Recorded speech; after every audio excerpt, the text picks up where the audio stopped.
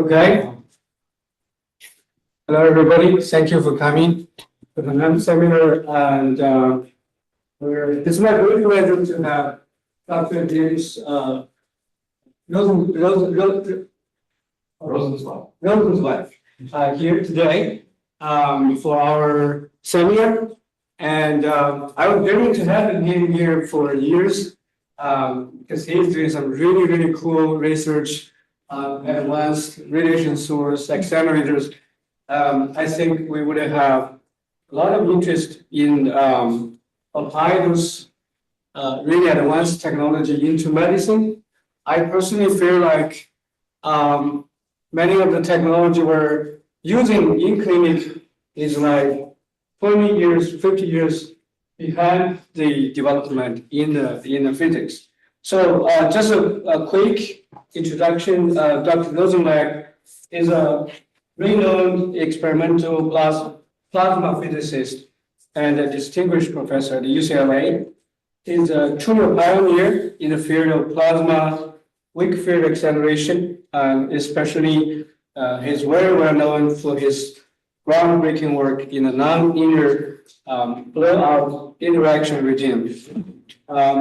His contribution in accelerator development, light source development, really has set the foundation for the standards in the field.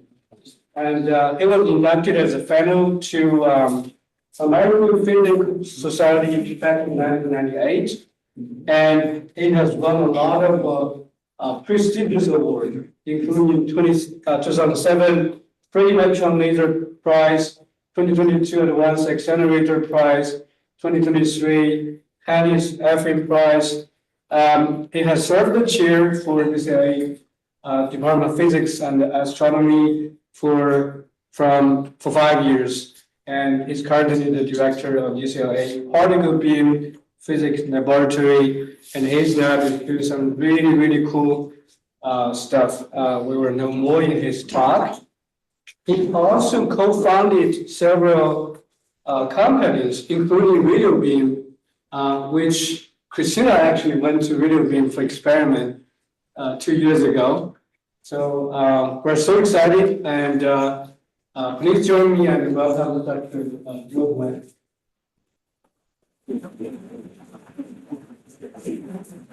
Well, thank you for the elaborate introduction, and thanks for the invitation. It's always nice to be down in Irvine.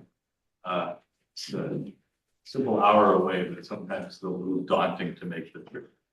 A word about last names that are originally written in German. They're hard.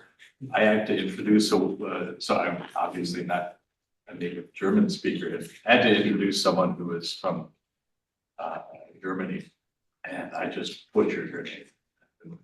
So it's a long tradition for us.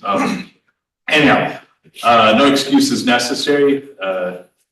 It's all well understood. So as you can see from the introduction, the inverse Compton scattering, which you guys know well also through activity that's pretty significant here at UC Irvine, is some sort of burgeoning technique that has a lot of originally physics impact. And so I'll go through some of that, but since this is not a hard physics audience, and we'll just try to give you a flavor of what's going on with the physics of these sources, and then proceed to kind of outline what that impact is on science, medicine, and industry. So without further ado, so what is inverse Compton scattering? You can see from the cartoon. Maybe is this it? Okay. I see. So I can even do no. Oh, sorry. I would need something to fix it. Okay, so does that do anything? Let me see. Yes. Yeah. Okay, it doesn't matter. We can't see it. So, all right.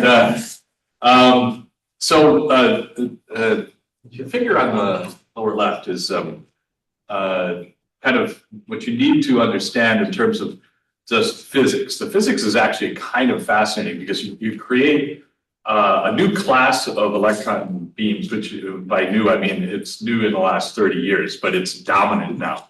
And that is very short pulse electron beams at the level of 10 to the minus 12 seconds or below, so a picosecond or below. And then this is naturally available then to scatter off of intense lasers.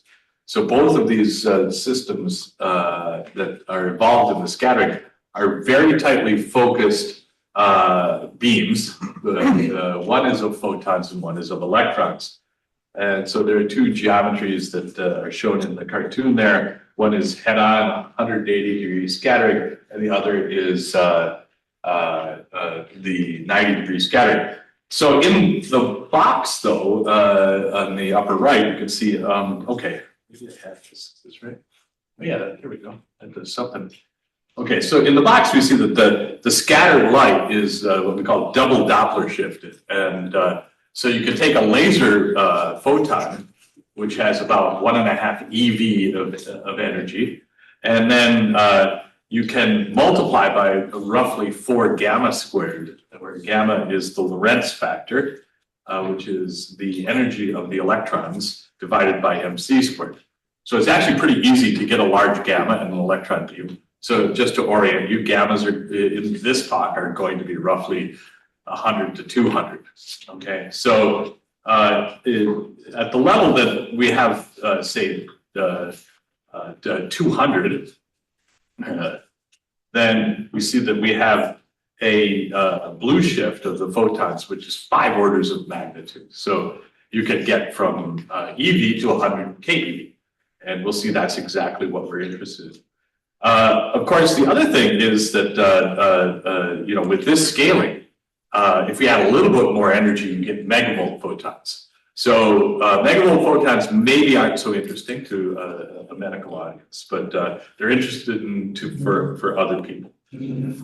So this is actually the secret to inverse Compton scattering. You say, well, this is a hard thing to do. You have to take 2 very elaborate devices to create beams and collide them with roughly like sub 10 micron sizes to create the scattering events.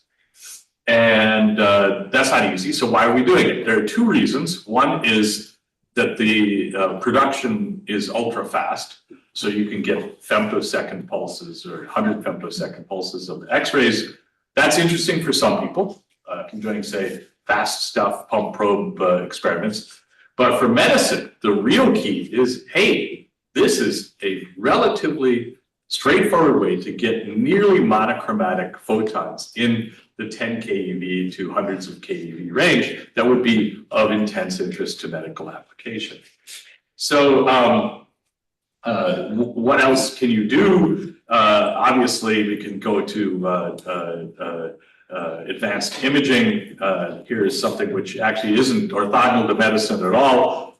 This is an initial effort at doing phase contrast imaging, which is based on the monochromatic nature of the photons. You can do 2-color digital subtraction, where you take one energy illuminated above and below a K edge, and then you get a huge increase in resolution, just as in phase contrast. And then, as we say here, nuclear systems. Okay, so just a little bit of discussion of like how you do the numerology here, and that is we like a lot of photons, right? So you're trying to do imaging or therapy. Obviously therapy is a lot more demands on intensity. So the number of photons, we call it n gamma, is going to be the Thomson cross section. So a lot of times these things are called Thomson sources, and times what we call in particle physics luminosity, and that's basically essentially the number of electrons and the number of laser photons divided by the spot area. Okay, and the way you see this is that the beams are both target and probe, right? And so you can easily see kind of geometrically where this comes from. So I write this in a slightly different way where I isolate out what is the laser intensity. So the laser intensity is this, what we call a normalized vector potential. Physically, what does it mean? It means, is the laser wiggling the electrons as they pass through the laser field? Is it wiggling it so hard that it becomes relativistic in its transverse motion? And so it turns out that's either bad or good, depending on what you want to look at. Because the first phase of this, we were talking about just fundamental nonlinear electrodynamic studies. We liked this. It's not clear in application how much we like it, but we'll see. Okay, so the luminosity is a technical problem. So if you look at a high-energy physics collider like the collider at CERN, you have to time the beams that are in collision perfectly. You have to point them right, and then you have to focus very hard. So I mentioned less than 10 micron spots. One of the things that we did was we invented this new way of focusing using permanent magnet quadrupoles. These are electron lenses, which are roughly a factor of 20 stronger than the normal ones that you find in an accelerator. And this worked marvelously. Okay, now the problem is that you can't, there are some physical limits to focusing. And the physical limits to focusing in general, I would say, have to do with being able to handle the angles in the beam that you introduce, and also this effect of relativistic transverse motion. And we'll come back to that in a minute. Now, there's a brute force way that you can do this too, where you take a lot of bunches from an accelerator, line them up, and put them through this interaction point that we indicate here after you focus with these quadrupoles. And then you put in a series of laser pulses. Now, one of the things you can do with lasers that's not so easy with electrons is you can store them and you can recirculate them. So you can think of this blue thing as being part of a recirculated path. And in fact, we did that. This was a interaction experiment where we took the 1 pulse, 5 pulses, 15 pulses, laid them on top of each other, and the laser pulses were recirculating in a cavity with a 40 megahertz round trip frequency. So this kind of tells you what happens. Here we go, 1 pulse, and then we have a true to life intensity map here where you can see we're getting more. You can also see that we run into a little bit of trouble, and so this was just a first pass, but this is kind of the future. If we really want to make a lot of photons, we'll do this, and it's just a question of will and money.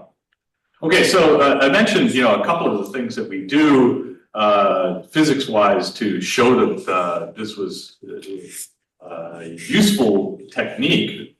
Take X-rays, produce 10 keV, 15 keV, 100 keV photons, and see what you can do with them. Okay, so the first thing you do is you basically just test what their energy is, and this K-edge absorption effect where you go above the K-edge and you get no transmission.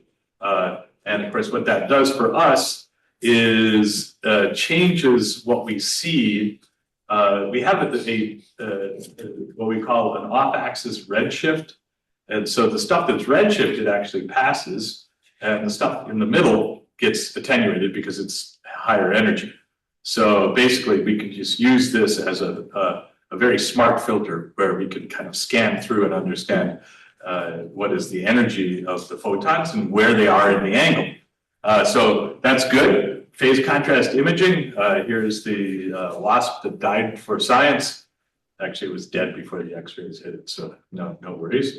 And we also did single shot diffraction. So this is one of the things that this crowd is probably not as interested in, which is ultra fast. So we can use this single shot diffraction. We can say take a big laser, pump a medium, see what it's doing. You can induce transient melting or whatever, and then do diffraction, which is time resolved, and you can see perfectly what's happening. And so this is a fantastic thing using hard X-rays because you can actually get inside of dense, medium, thick targets. If you use something like electron diffraction, you can't do this. So people who are interested in dense high Z materials really love this. Okay, so here's a physics thing. If we look at the electron beam, and that's coming in from the left, and it's colliding with the linearly polarized laser.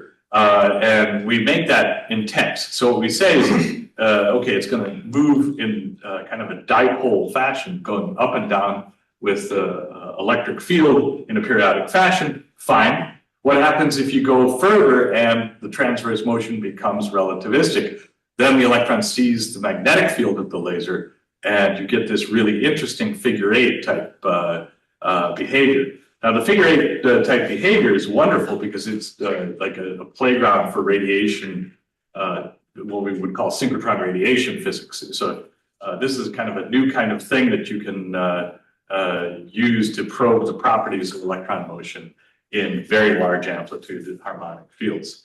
So here's what we were talking about with the aspect of this normalized vector potential. If a laser, A sub L, is large, then we actually shift downward the frequency, we redshift the frequency. So to orient, obviously, a laser, if it's near 1, it's a big deal. And of course, actually what that means is that the transverse momentum is mc, and you've entered a relativistic motion.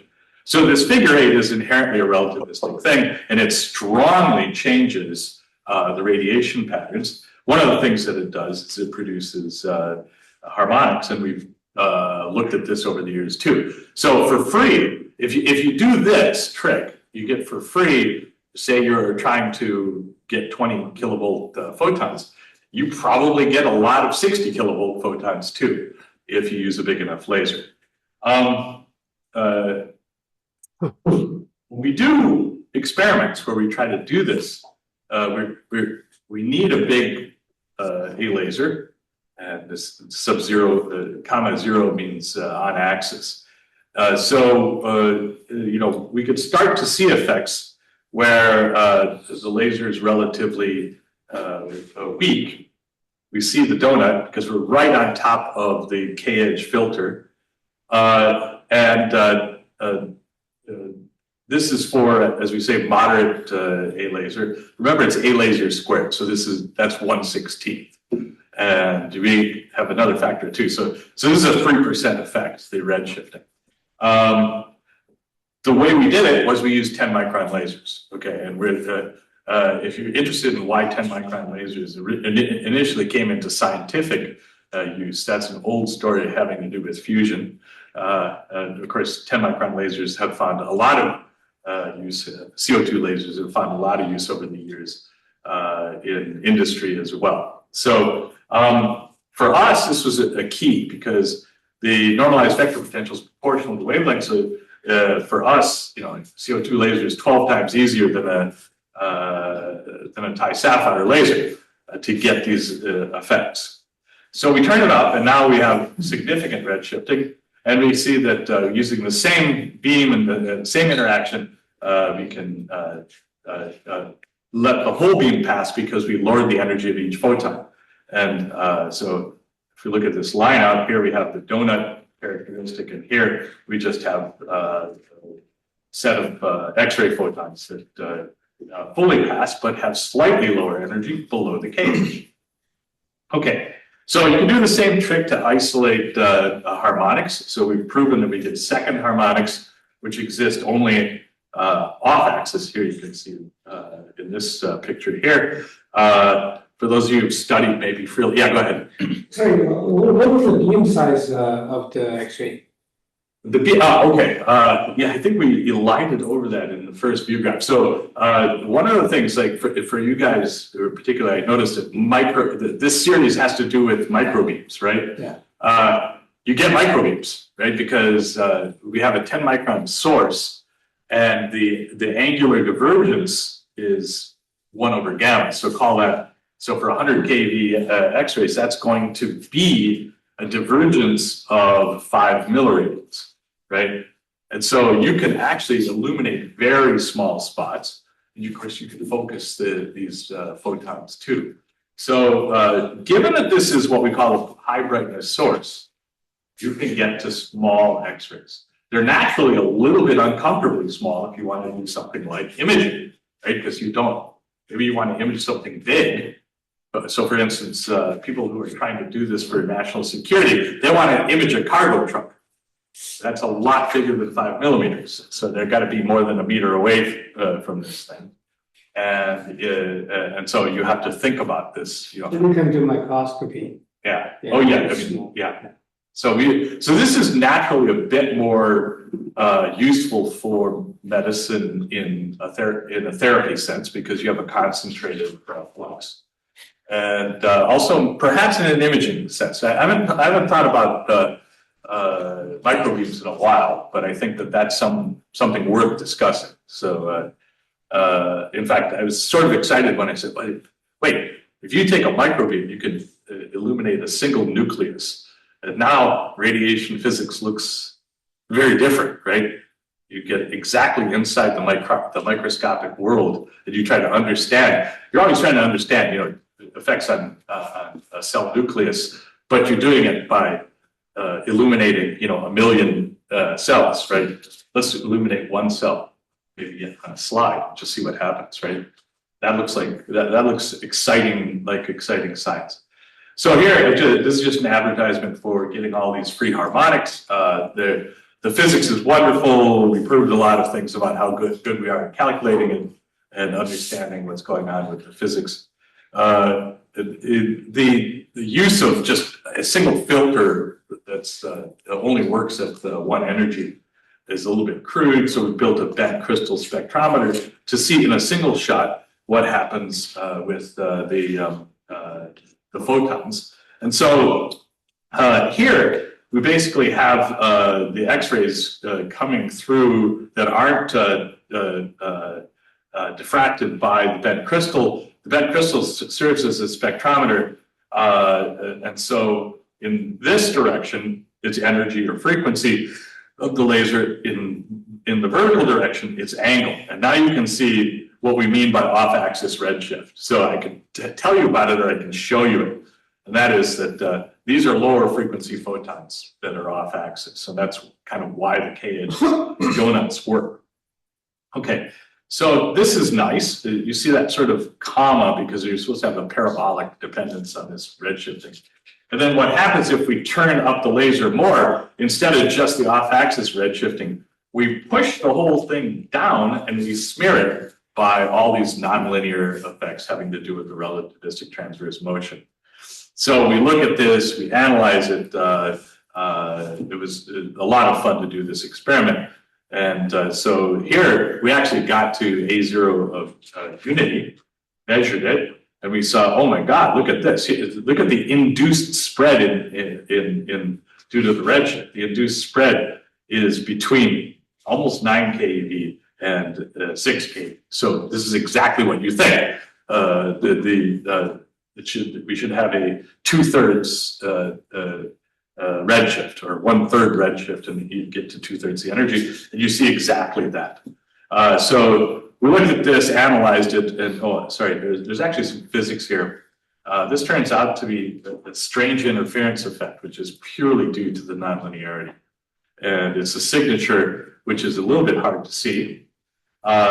We're not sure. This is kind of a noisy measurement. You can see from this is a microchannel plate that where we're looking at the collection of the photons. You see, it's pretty noisy. Here is kind of a semi-classical model that I developed to see what the overall shape should be. Looks right, and what we're trying to understand here is if these little spikes are just noise, or if these are these self-interference effects, which we don't have enough time to really discuss, but they're really cool. Okay, so here's actually what the full answer is. Here's my semi-classical sort of smooth scattering thing. And this is an actual wave solution, and it shows you very nicely what happens if you see the spectrum in full, and the red curve is if you smooth it with measurement resolution problems. So I'm not convinced we'd have to do it again. We'd have to go through and look at this again. All right, so this is the pivot that we have. So if you look at like the dates on all of these things, that phase of experimentation ended over half a decade ago, and now we're concentrating on applications. So I picked my favorite picture, which is the wasp, or La Vespa.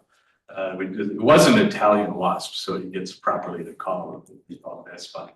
It came from Sardinia, actually.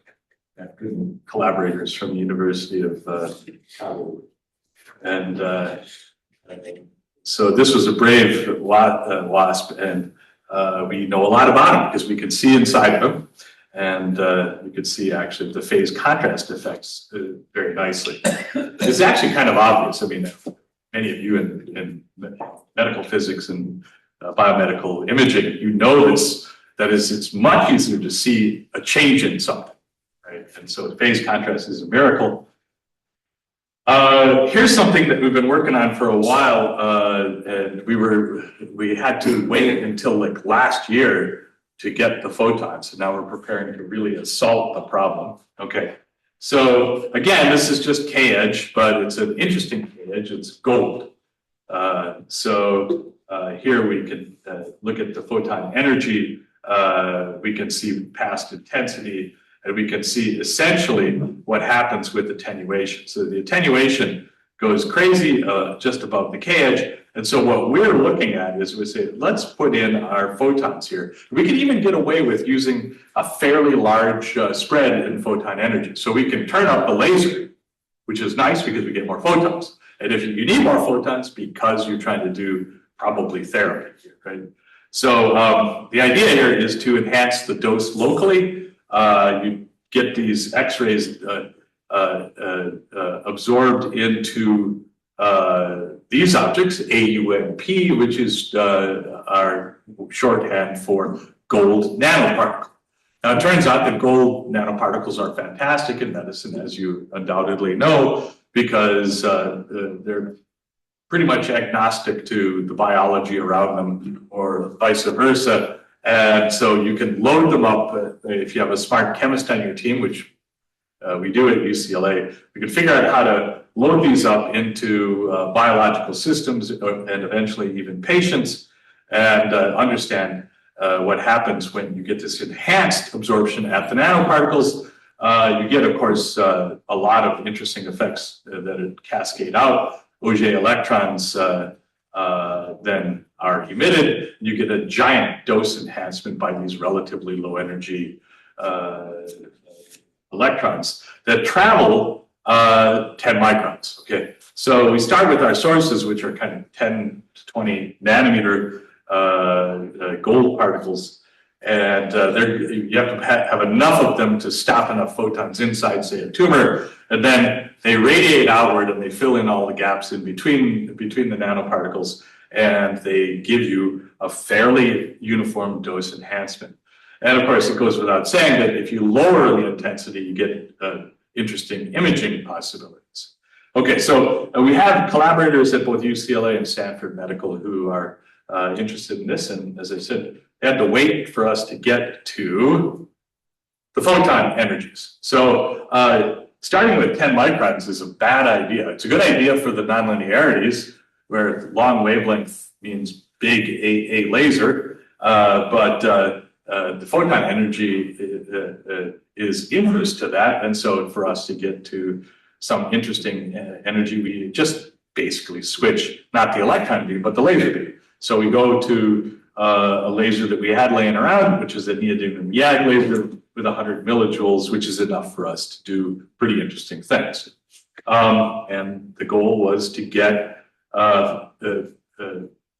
X-rays, which are just above the gold cage. And so this is kind of a nice thing.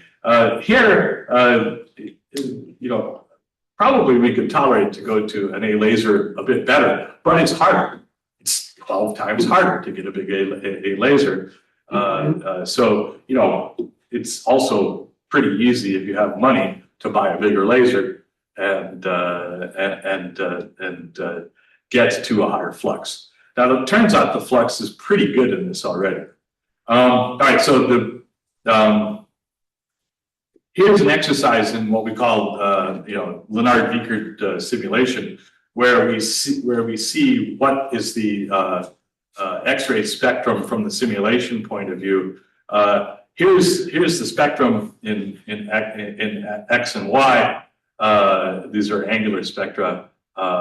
Unfortunately, they didn't make them equal axes, so it looks like it's squashed. It's not. It's a round spot. Here's what happens if you use 100 microns of gold filter. It turns out that that's not enough to completely stop the beam. You can see here, this is the 100 micron case in a lineup, but you see here's the depression, and here we can absorb a lot if we use 200 microns of gold. Again, so you have to think about this in a different way. If you're thinking about this as irradiating a tumor, then what you would think of is try to get 200 micron equivalent thickness. And you guys know exactly what I mean, because that's a core medical physics concept. Okay, so if you absorb what we just showed, you can see, aha, look, here's the ICS flux without any filter. Looks like a nice spot. Here you can see the advertisement. This is an RMS of less than 5 milliradians, because we have a pretty hefty gamma. Here we see some attenuation with the gold foil. And here, the fact that it's a little bit hard to see with this raw data, but you can see that there's just fewer photons. So we're stopping them, and they're going into the gold. Okay. So this is just with gold sheets, 200 microns. It's easy to do this experiment. This is obviously not the eventual experiment. So if you ask yourself how to do this, essentially you have to go through a more medical type calculation where you say, let's see how many gold nanoparticles we can put into a biological system. So we say, let's try to get a lot in there. This is a lot of gold nanoparticles here. So 0.2% by volumetric ratio. Really, gold is heavy, so it's not 1/10 of the volume. It's 0.2% of the volume. And this is a Monte Carlo study that was done by collaborators in the UCLA Medical School, and this got us motivated. So you see something where you say, all right, let's put a simulation volume, and it illuminates something that is supposed to be essentially a brain with a tumor in it, and load up the tumor with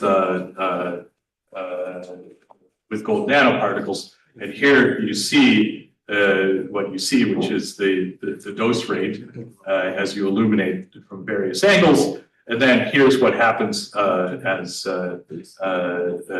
you go up. Here's doing nothing. Here's putting in some nanoparticles, and here's putting in the full freight of nanoparticles. So you see, in fact, an order of magnitude, right? You see over an order of magnitude of enhancement. When you think about medical therapies that take, a dozen, 14, whatever treatments, this means that that's 1 or 2, and the outcomes should be notably different. It's of course not the only new path for this type of radiation therapy, but it's an interesting one. Okay, so we did do a validation test without Compton. This is using a CT scanner, where we basically put in this gel, which allows us to see radiation evidence. You guys probably know about this, and we validated exactly that we get all sorts of nice enhancement in these gel crosses that are shown here. So what would be next is let's try to do a real experiment at UCLA. So you guys actually have a system on campus that looks a little bit like this. Here, this is a multi-purpose laboratory. It's called MITHRA. And I just show you the overview to let you know what's involved. You have a lot of radio frequency power outside of a large room. This is roughly 5 feet of concrete to keep the biological specimens, that's us, who are sitting here in a control area. And then we have sort of a modern state-of-the-art electron source that produces picosecond or below beams with significant charge. So you can see all sorts of experiments are planned here, plasma Wakefield stuff, free electron laser stuff, things that are the other part of the empire. Here's where we have MITHRA right now. We don't have the last accelerator section, so we're at 30 MeV, but we get really nice beams. And we could start doing really interesting work on Compton, a Compton setup. And for us, actually, it's straightforward to think about this to get something like 10 keV. Here we could get up to 20 keV photons, which are also pretty interesting from a scientific point of view. 10 keV is perhaps more interesting for certain users, which I'll get to later. And that's independent of some medical considerations. So this is real. It's operating. It's been operating for 2 years now, and we're just getting our feet wet in making good beams and bringing them up to a significant energy. So we're ready. This is a little bit of close up to show you where the Compton scattering will go. It will go pretty much right after the 30 MeV section. Here's something we're adding next, which is a 3-meter linear accelerator from the old SLAC LINAC.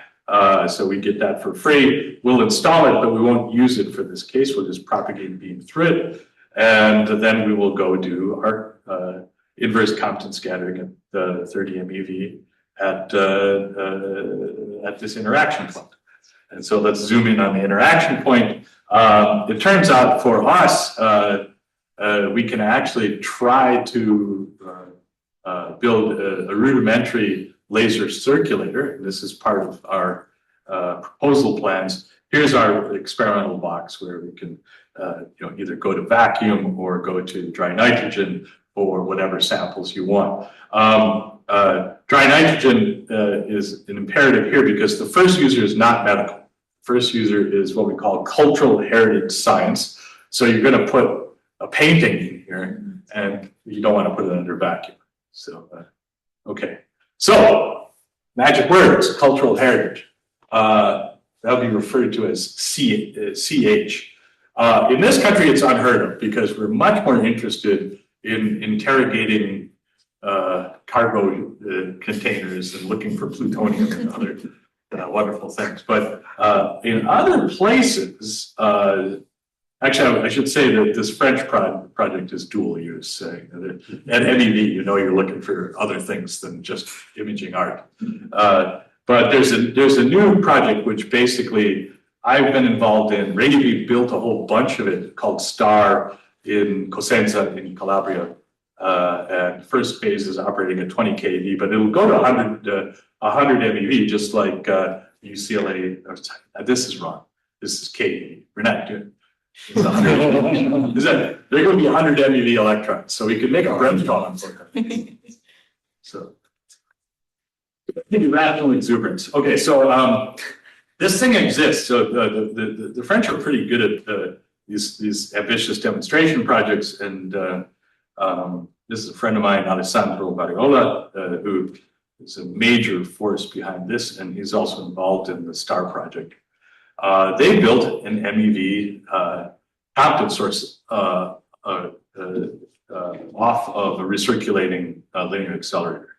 So what are we really interested in, though? I mean, here's stuff that's been done using synchrotron radiation that's monochromatic. But what you do is you go to a storage room at, say, Stanford. It's a place called SSRL at Stanford. There's the advanced light source at Berkeley. There's the advanced photon source at Argonne. A lot of places around the country have very high energy photons, and actually getting 10 keV photons or 100 keV photons is not hard. Getting a lot of them is hard. Okay, and furthermore, you're looking at artifacts that no one wants to transport. So, for instance, in South Africa, it's illegal to export any cultural artifacts from the country. So, if you're going to do this, you better build a light source. Probably the light source you want is a Compton source. Compton sources cost an order of magnitude or more less than a light source. So, I mean, if you have to rebuild our Compton source, it's starting from square one, it's certainly in the few millions of dollars. Probably a really nice one is 10 million. A more energetic one is 20 million, etc. But that's the scale. You build any storage ring and it's $300-400 billion. Okay, so you can do this stuff. You just can't do very much of it. And furthermore, in Los Angeles at UCLA, we're right next to the Getty Museum. Getty Conservation Institute wants to do this. So what do they want to do? So we could take X-ray fluorescence in sort of the 10 keV range, depending on what you're fluorescing. And here was the definitive proof by a friend of ours who used to be at Stanford. He's at Wisconsin right now, Uwe Bergman, who irradiated this, the Archimedes palimpsest. Now, palimpsest is a fun word. It has no apparent meaning to the average English speaker. It means a parchment that was reused. So what they do is they scratch out the stuff on the surface and they put something else on top of it. So here's the prayer book page, and here's Archimedes' original theorems underneath it. So how do you find it? Well, they use different ink, different elements in the case of the prayer book as compared to what was done by Archimedes. And so you uncover history with very small traces, because this is a very sensitive thing. If you have monochromatic photons, you illuminate the system you want to fluoresce, and you get a lot of signal. So here we say ICS is uniquely capable of doing things that are based on this. I didn't have enough time, and you're maybe not the right audience to discuss exactly all of the techniques, X-ray-based techniques that the cultural heritage people use, but pretty much every one of them is much better if we use this new source, which is a lot of power in a very narrow band of an energetic band of X-rays. So we get a lot of flux, and we can see a lot of things. So here's something which you call, maybe the world's most elaborate CT scan.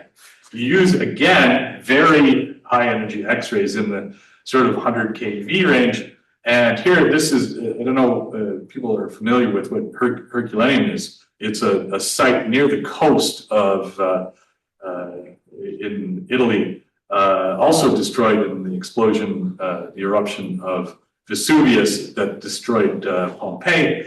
This thing was completely carbonized, just like everybody and everything. And what are you going to do? You can't even unfold it. Here we do a very sensitive vertical unfolding. And here you can see this was the first thing that people did, was just say, hey, we can see all the letters.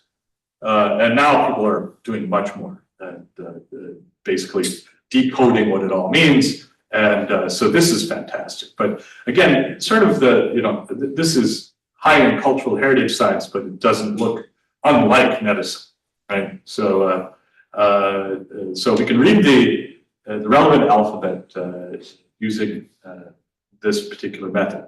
This is actually pretty recent. I think the palimpsest was about 10 years ago. This is more like 6 years ago, and still ongoing. You need a better source, though. So all these things done at monochromatized storage rings where average flux is maybe 10 to the 4 times smaller. So we got a 10 to the 4 times flux advantage. All right, so here's the Getty Conservation Institute people visiting our lab. this is actually not my device. This is a very large tokamak that's next to my lab. It's been decommissioned for years, so you can walk around. You guys come up and take a look at our lab. You can actually walk around the so-called electric tokamak, which is pretty eerie feeling. Okay, there's all these cultural heritage scientists trapped inside the.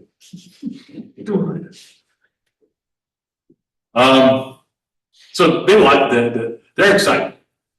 So I'm actually for very little provocation. They put me on the organizing committee of this conference, which is called SR2A. It's going to be in LA in November, and synchron radiation and neutrons in art and archaeology.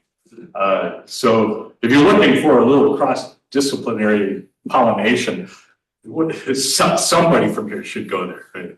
Because we learn things. As you can see, there's a few things in common between the basic science, the applications going in diverse directions. Because imaging is imaging, right? Okay.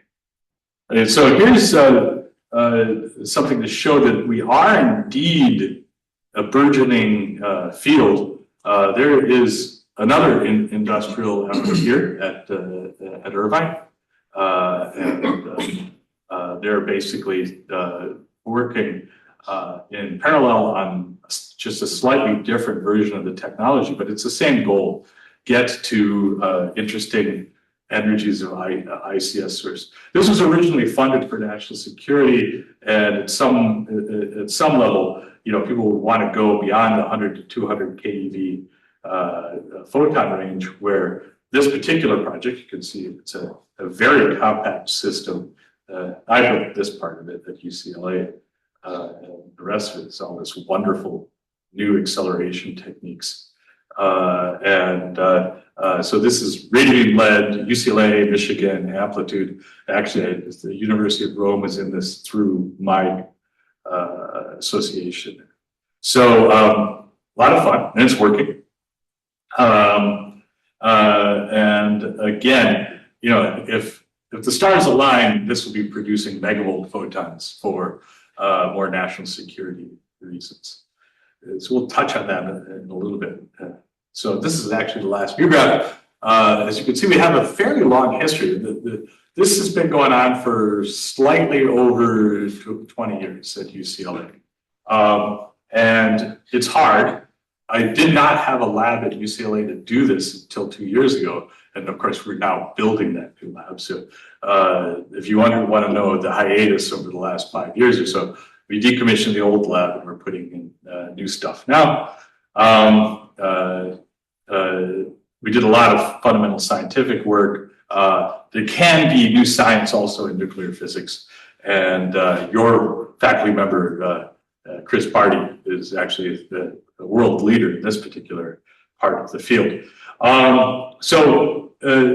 Because we sort of got to know the fundamental boundary conditions of how we get these photons and what the physics effects were, we want to pivot away and do something more interesting. We want to do cultural heritage.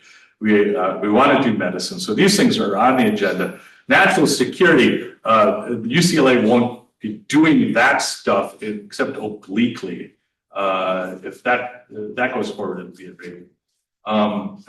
So at Mithra, the first thing that we're doing with cultural heritage, we just found funding last week from the Amundsen Foundation. So we'll get a start through foundation donations. We're going with our foreign collaborators at GCI to NSF, if NSF answers the phone in the near future. NNSA is probably a better bet, and I have a strong collaboration with Los Alamos.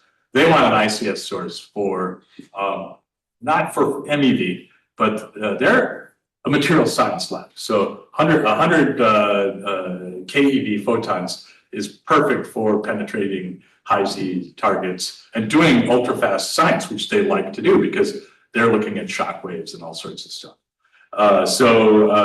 We're looking to kind of internally fund this through NNSA funds, and the Los Alamos source will be something which has been based on UCLA work and working in collaboration in this generation with UCLA.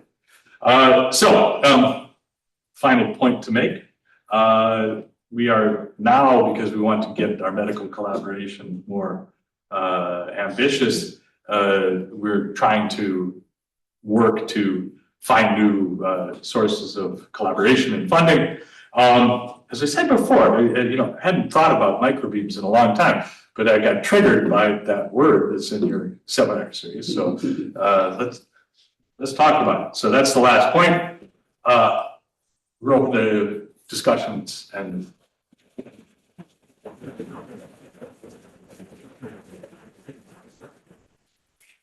questions.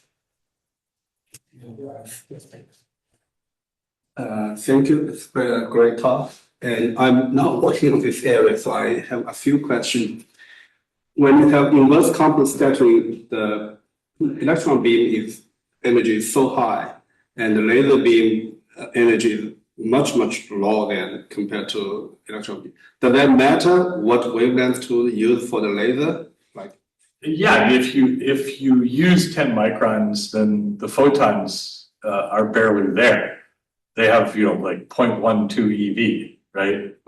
And so you have to multiply that by 4 gamma squared to get the X-ray energy. Okay. Or you could start maybe with doubled light from a sapphire, in which case you'd get 3 EV to start out, and you'd be a factor of 25 times better. Okay. So, second question is max, yeah. Efficiency. Like if there's a million 10 micron photon, how many of them converting to the high energy X-ray?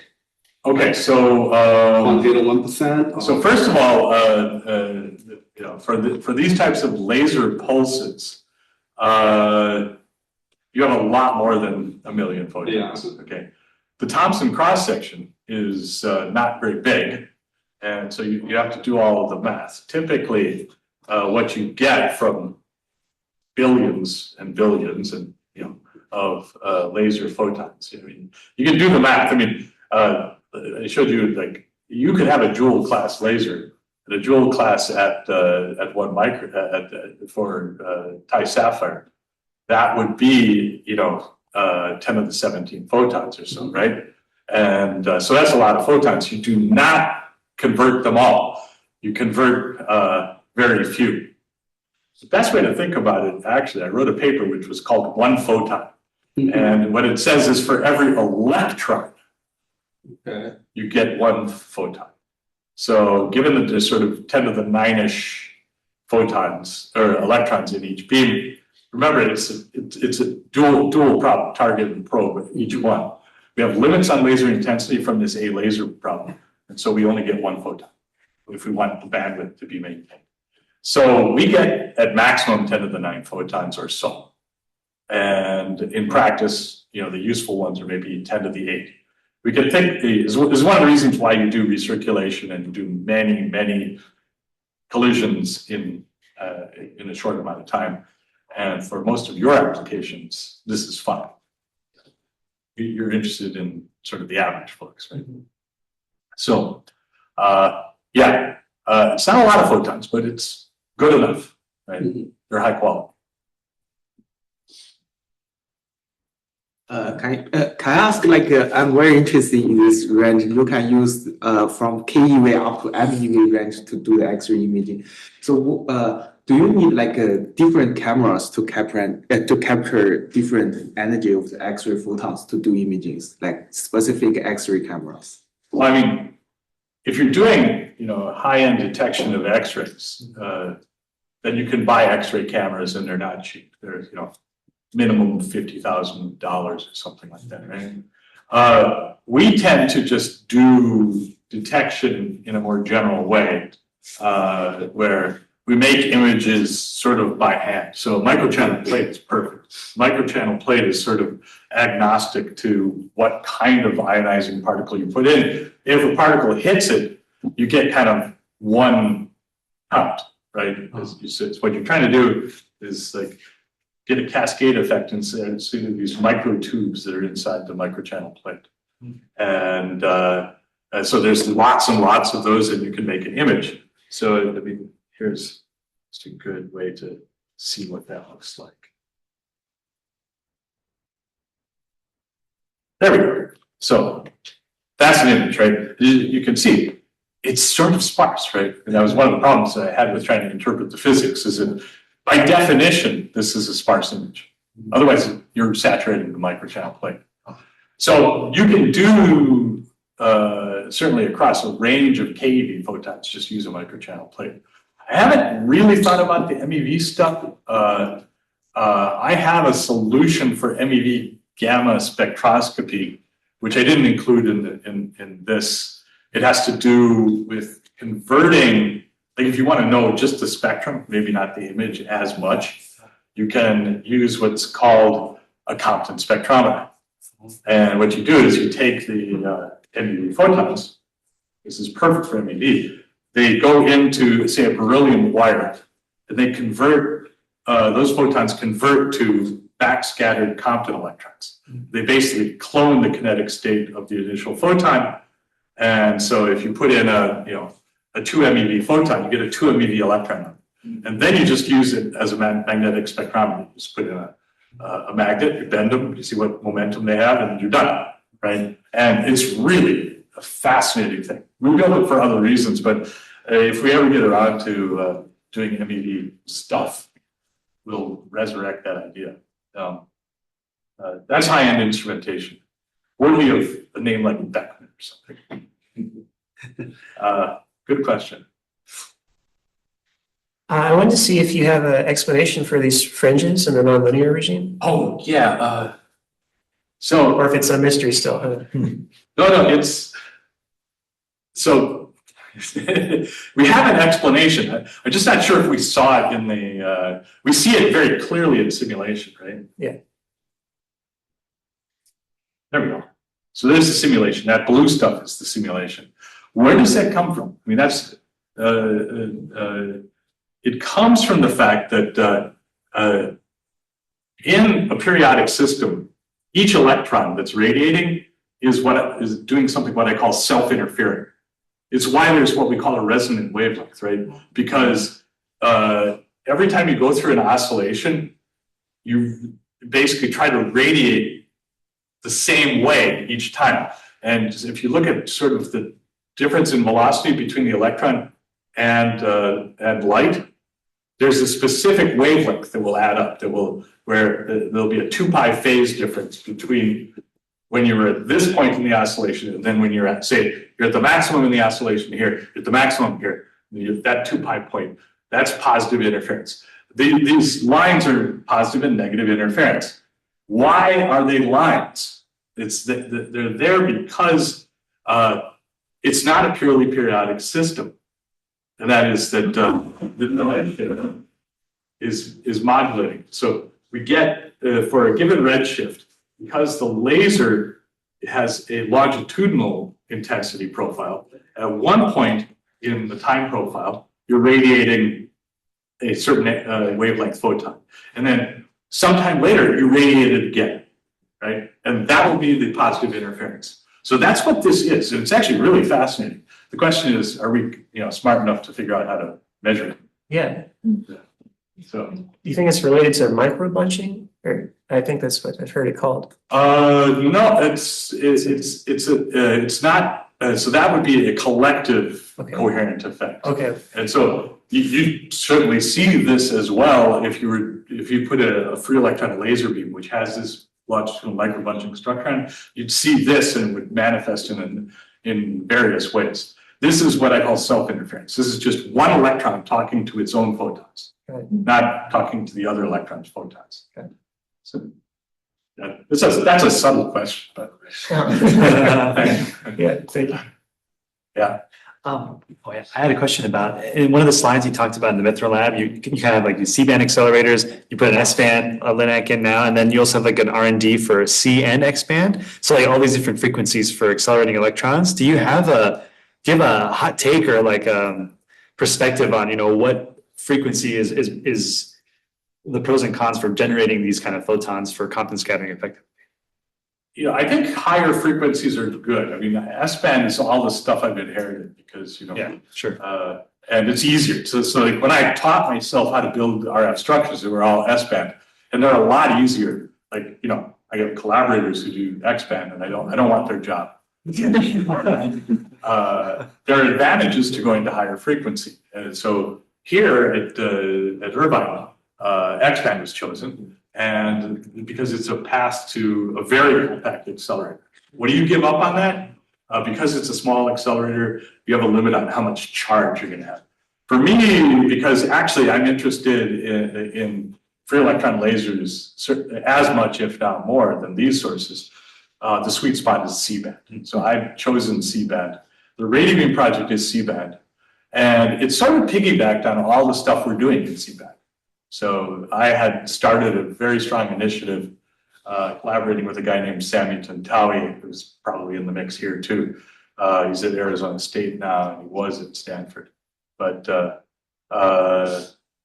we've migrated to C-band because we can get a bigger horizon for how much charge there is. And for the free electron laser, I just need more charge. Right? So, but X-band is perfectly good. In fact, you'll get a smaller footprint. I have a question is how the beam generated by inverse Compton scattering compared to beam generated from synchrotron radiation with undulate? It's a great question, right? I mean, so that it's the same physics, right? That is, we have periodic motion, but the period of the undulator is much shorter. So a period in a storage ring could be 5 centimeters. We have a period because of the fact that they're in collision. We would have 500 microns, 500 nanometers if it's a 1 micron laser. So that's pretty clean. That's 5 10 to the minus 2 or 5 10 to the minus 7. 5 orders of magnitude. 5 orders of magnitude in the radiated energy, right? So if I take the same electron beam and I push it through an undulator, I get, instead of say 1 MeV, I get 10 EV, right? I see. Okay. So you require much less electron volts. Compton sources have often been called laser undulators. Okay. And so that now you see the advantage, right? It's hard work, get things in collision, but it's worth it. Okay, we can have one more question, maybe two. I just wanted to ask about your recirculation architecture. Are you pulsing both the electron bunches and the interaction laser pulses? The electron pulse, yeah. Yes, in short. What's interesting is that we have a lot of, and I think this is something that you guys at Irvine know well. There's a lot of push to go into the kilohertz repetition rate for laser systems. Now, so what you do is you create these kilohertz pulses, and you take output from that laser and you put it in a recirculating ring. Now, some people want to do active amplification inside of the system. That's hard. That's really hard. So typically what you do is you just say, all right, I can tolerate 8 round trips, because you're probably not going to do that much better than getting 8 particle bunches out of one radio frequency fill. Now the interesting thing is the lasers are better repetition rate. So we don't typically build high-end accelerators, linear accelerators with a kilohertz. We need to try, because that would be perfect. You got to have a merit to the technologies.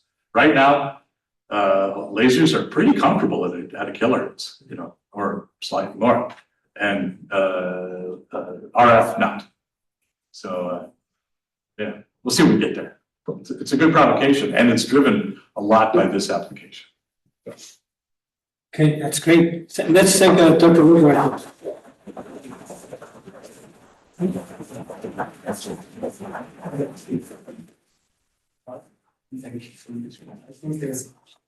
Good, how are you, man? Good. Came here to spy on your competition. Stuff that you see this, I got, I mean, here's the like an hour ago. Oh, you did? Well, so you passed, so. I would be here.